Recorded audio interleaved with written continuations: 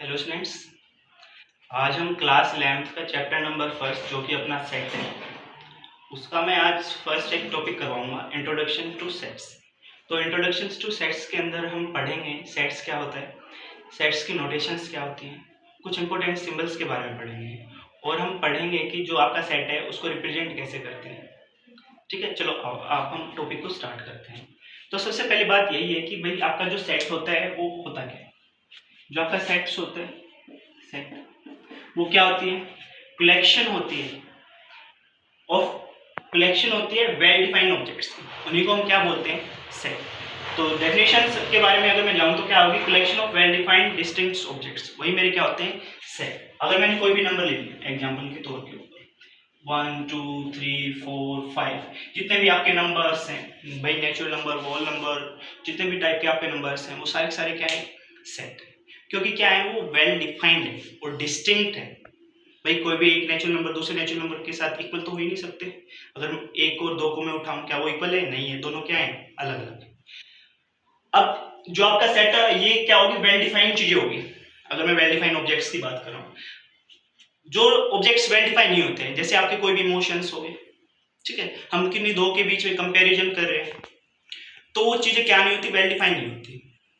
जैसे मैंने आपको बोल दिया कि भाई दो बच्चे ले लिए मैंने आपकी क्लास से, एक बच्चे को कहा कि आपके अकॉर्डिंग आपके देश में कौन से क्रिकेटर आपको अच्छे लगते हैं, दूसरे को भी बोल दिया कि भाई आपके अकॉर्डिंग आपको कौन से क्रिकेटर अच्छे लगते हैं।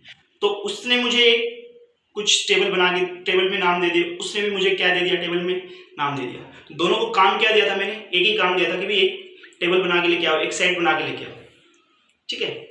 लेकिन दोनों की जो टेबल थी वो दोनों की क्या आ गई, अलग अलग आ गई। लेकिन सेट के अंदर क्या होता है, सेट वही चीजें होंगी। अगर मैंने बोल दिया उसको भी भाई तुम्हारी क्लास में बच्चे हैं काउंट कर, तुम्हारी क्लास में बच्चे हैं काउंट कर, वहां से उसने काउंट किया 40, उसने भी काउंट किया 40, दोनों के जो नंबर्स है वो क्या आ रहे हैं, इक्वल आ रहे हैं, और जो बच्चे हैं वो भी क्या आ रहे हैं, इक्वल आ रहे हैं। हम बच्चे भी तो वही है ना, उन 40 में वो भी वही 40 है भाई। अगर वहां पे कोई आपका एक नाम है, कोई भी नाम ले लो, मान लो विराट कोहली ले लिया, तो उस क्लास में भी क्या है, उस क्लास में विराट कोहली है, उन्हें जो 40 के स्टूडेंट्स के अंदर, वो मेरे क्या होते हैं, सेट्स। वो क्या होते हैं, वेल डिफाइंड होते हैं। तो आज हम टाइप्स ऑफ सेट्स के बारे में नहीं पढ़ेंगे, बस थोड़ा सा पढ़ेंगे। तो अब नोटेशंस की अगर मैं बात करूं, नोटेशंस क्या होती है, जो नोटेशन से, अब मैंने एक सेट लिख लिया A equal to curly bracket A B C, तो यहाँ पे जो आपका कैपिटल लेटर होता है ये आपको रिप्रेजेंट करके देगा किसको, सेट को। तो मैं ये बोल सकता हूँ जो भी आपके इंग्लिश अल्फाबेट्स होते हैं उसके जो कैपिटल लेटर्स होते हैं वो क्या रिप्रेजेंट करते हैं, आपका सेट रिप्रेजेंट करके देते हैं, ठीक है।